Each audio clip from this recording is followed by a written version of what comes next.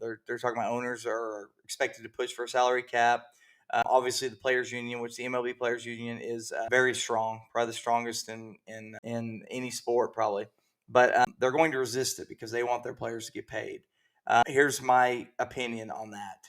I am okay with the salary cap. However, I think there needs to be both ways.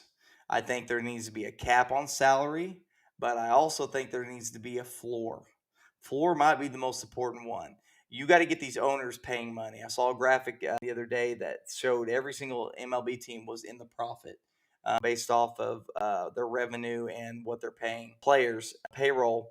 And some of those ones that were in the lower end, like $86 million payroll, they were bringing home 200 and some $1 million in revenue.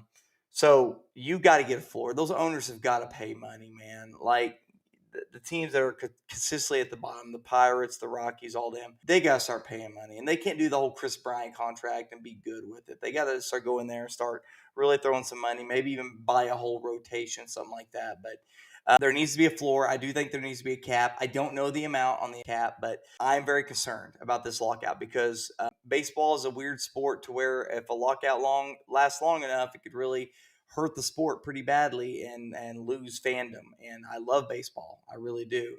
And I'd hate for that to happen because the last lockout was really stupid. But I think it's going to happen. I think there's going to be a lockout. It expires on December 2026. Unfortunately, it's going to be about the salary cap, and I just don't think they're going to agree. Yeah, Hopefully, I think you're right, unfortunately, and where I'd like to say I would hope you were wrong. It's going to be hard to because I, uh, I think they need to combine the NBA and NFL's salary cap structure. NBA allows you mhm. to score so much money. You can pay these high contracts, or the NFL, you have to spend 85% of your salary cap every year. Well, see, and I like the fact like on I believe it's in with the NBA, you have to get a max contract, qualify for a max contract. There's things that are in place that you have to do to qualify for that. I think I think if you can combine the structures of both of those, where you can still pay these players 10 years, $500 million contract, but that doesn't mean that's the only player you pay, like the Angels did for years and stuff like that, or the NFL.